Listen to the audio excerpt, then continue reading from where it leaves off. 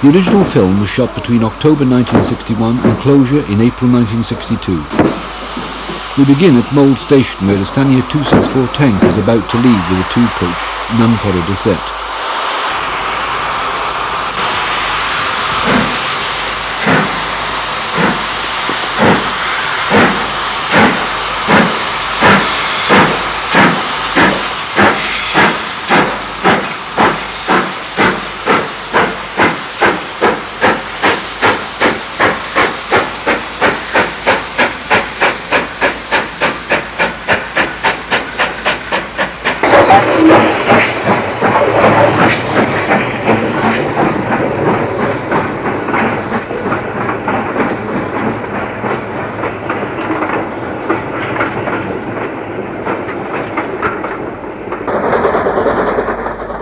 One mile out and we pass Synthite Limited, a chemical manufacturer with its own simplex shunter. Crydamuan Station became the terminus of the line when it closed to passenger traffic. Here the line crossed the Mould to Denby Road on the level. After Dalvechlas crossing, we pass Hendra Siding, controlling access to a limestone quarry, material from which was used in the construction of Britain's first motorway, the Preston Bypass, of 1959. After a couple of lumps of coal are thrown out from the engine for the permanent way men, we arrive at Star Crossing. At 18 miles from Chester, we have just crossed the summit of the line. There was no shelter on the downside platform. Most trains stopped here, even though the nearest habitation of any worth was over 2 miles away at Kilcombe. The standard Class 4 has a 3-coach non-corridor set in tow, only the centre coach having a lavatory compartment.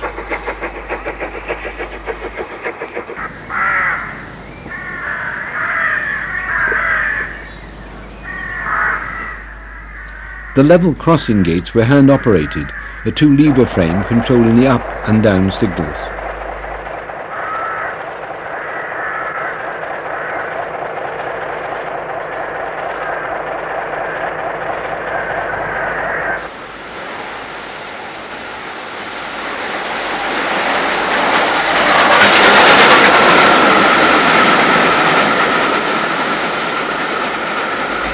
A mile from Star Crossing was Nanuk, close to the A541 Mould to Denby Road.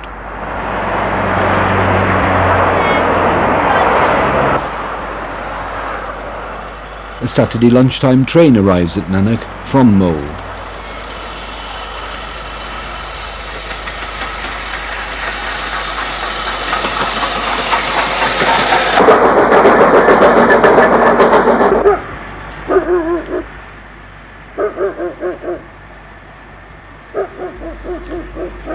The station building included the station master's house and was reached through an avenue of trees from the Mould to Denby Road. On closure of the line, the station buildings were privately purchased, completely renovated and landscaped, only to be compulsory purchased and demolished to make way for road improvements. Such is progress. The small goods yard at the Mould end of the station served a local coal merchant. A small shed was provided for a goods store.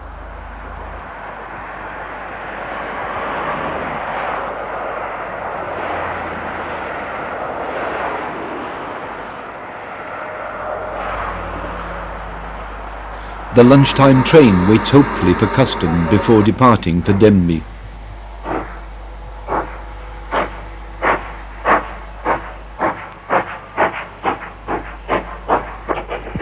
There was an LNWR platform-mounted 8-lever frame operated by the porter signalman, which controlled 4 points and signals.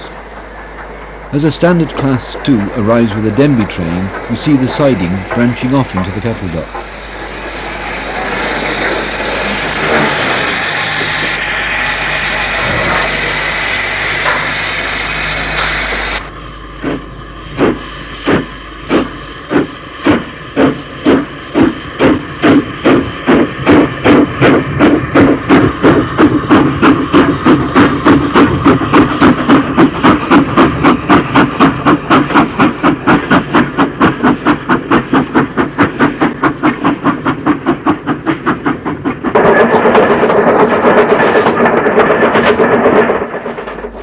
The rural countryside of Wales is seen as we head for Cerwys, avoiding sheep on the line near the outer home signal.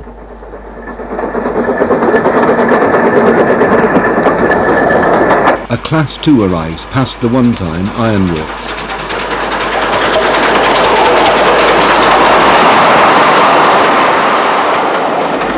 The downside platform had a waiting shelter typical of the line. The main buildings were on the upside.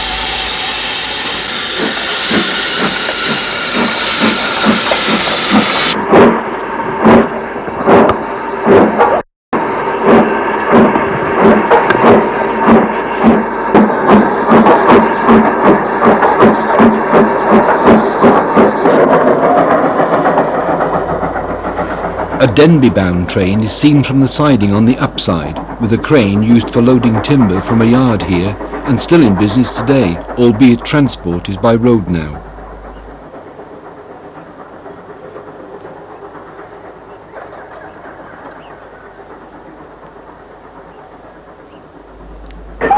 More sheep escape a premature end as we approach Bodvarry.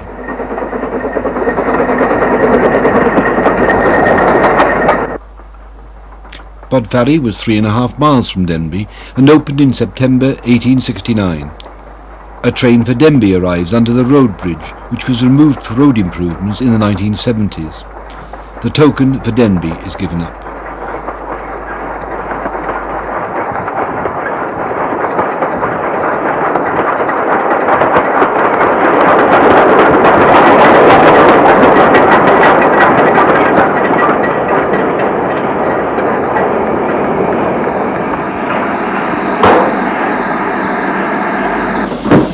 There was some commuter traffic to Mold and Denby right up to Closier.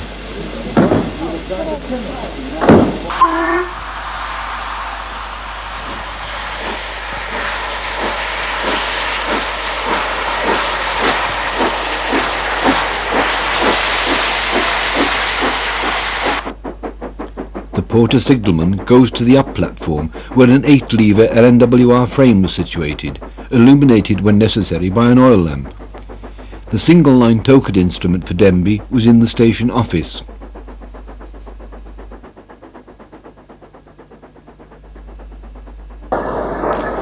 Viewed from a down train, we see the obligatory waiting shelter. The station house is today a private dwelling. Leaving Bodvarry, the track was straight for 2 miles, climbing at 1 in 109 up to Blue Hand Bridge, which carried the road to St Asaph.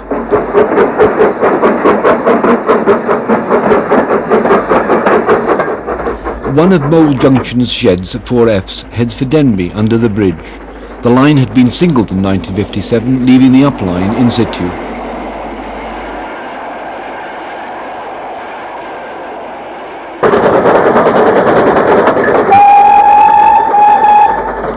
At Denby Junction we ran alongside the single line from Frill. The junction was removed on singling the line from Bodvarry. Therefore, there are 2 parallel single lines as far as the new Denby station box, opened in 1957, where we give up the token from Bodvarry and arrive in the bay platform. Notice the gas lamps on the platform.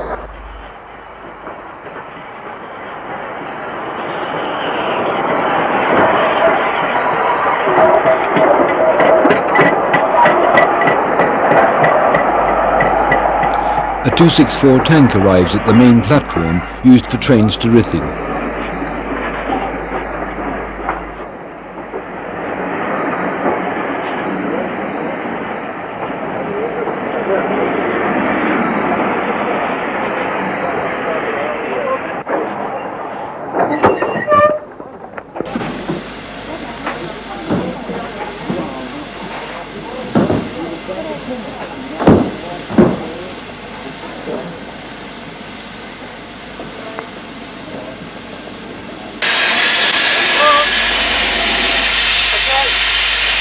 The engine takes water.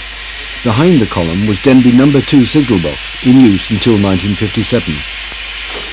The bridge over Vale Street had a road clearance of 13 feet 6 inches and was taken out after damage by a road vehicle in May 1971.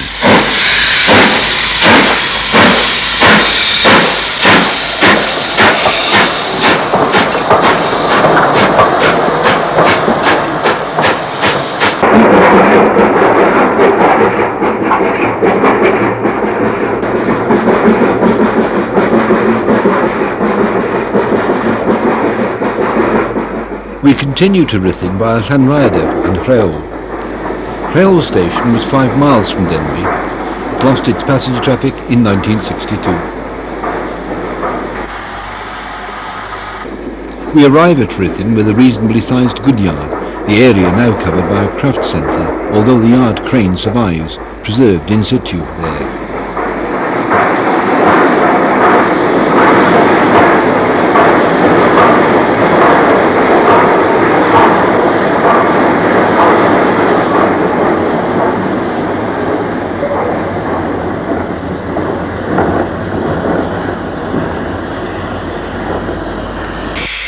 The line continued to Cogwen past Railway Terrace. The trackbed, with the cutting filled in, is now a footpath.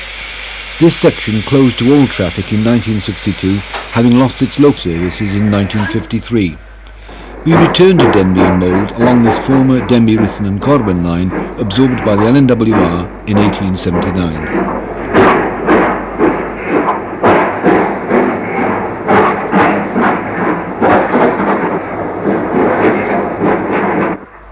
At Llanrhaeadr station, both up and down trains pass without stopping, for the station was closed in 1953.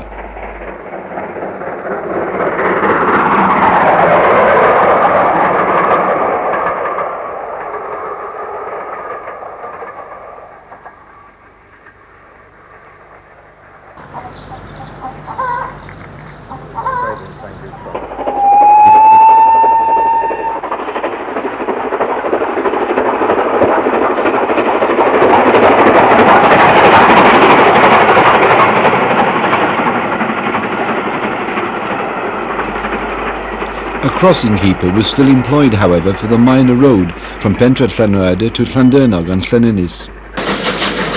Leaving Denby, we diverge on the Mould line at Denby junction, the line to Rhyl via St Asaph, going off to the left.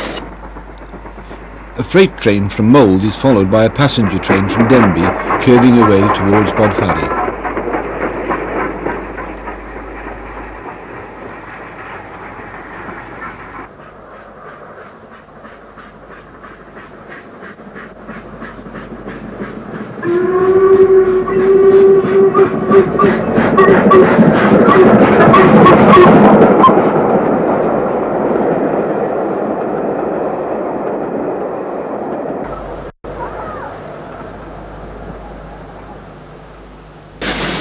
Approaching Bodfari in 1962, just before closure, Bodfari station is still standing as a private dwelling. It is seen after closure and one line lifted.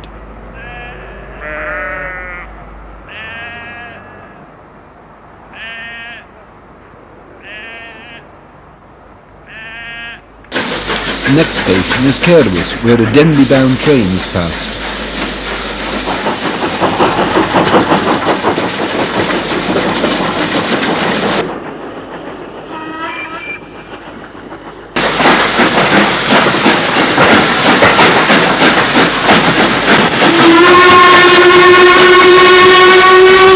A 6-coach train approaches Nanuk under the road bridge serving the village.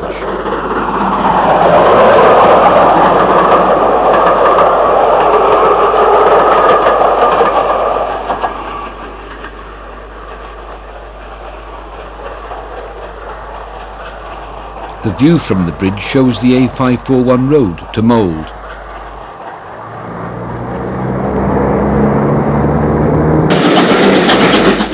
On past Nanuk and Star Crossing.